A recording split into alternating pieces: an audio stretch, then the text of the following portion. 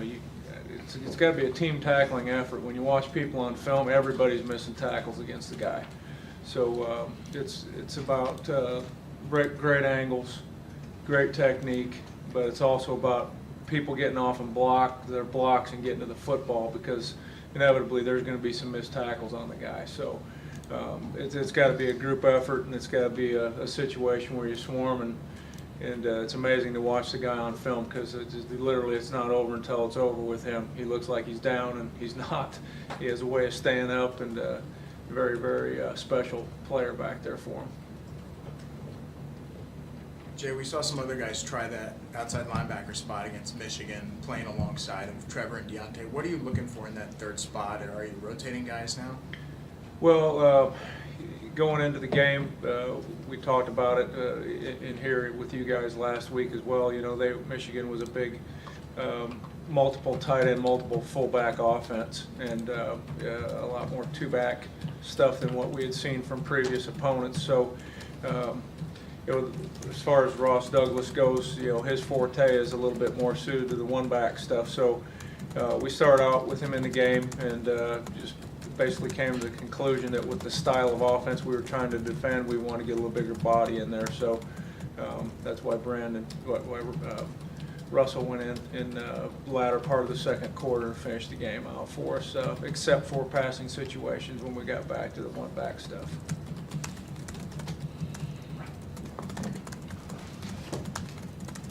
Jay, the ability to get interceptions, is there a secret to it? Is there, is it mentality? Is it, right spot, right time? Well, I always say it's a sign of players who are prepared for the situation they're in at the moment.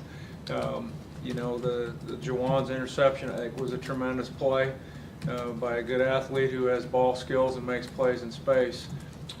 We've been able to come up with one or some every week for a while now, so hopefully we can keep that stretch alive. But we will work on it, obviously, on the practice field, and hope that it translates over into the game situations, and he did a real nice job on that play. So I don't know if that answers your question exactly, but hopefully we can continue the trend.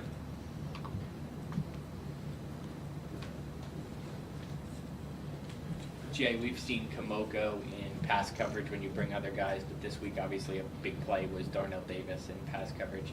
How comfortable are you with the other linemen doing that going forward, and is that something that you have to correct? Well, sometimes when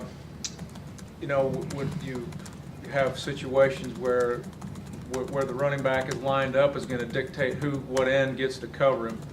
And if the back is not on Kamoko's side, for example, then the end on the other side has to be able to cover him. And so you can't always structure it to wind up how you would like, particularly when teams shift the back from one side of the quarterback to the other. So as much as you try to plan for those kinds of things, sometimes it's inevitable the matchup isn't exactly what you would want. So needless to say, we would prefer not to have D lineman on a back, but in that particular call, in that situation, that was just how it shook out, and we needed to do a little bit better job, in all honesty, with the pressure aspect of that call. And we had both the Mike and the Will and other linemen involved in the rush and couldn't get to the quarterback in time, and so in that case, the end needs a little bit more help from the standpoint of pressure on a quarterback. Coach, a couple questions. First, it seems like Coach Ash mentioned that you guys had some issues in run fit situations. How much of that was caused by the defensive line's struggle to get some push on the offensive line? And also, where do you see the future of this of the defensive line, just in the sense that you're graduating two guys in Darnell and Sebastian, but you have a lot of youth behind them. Where do you see the future of the unit?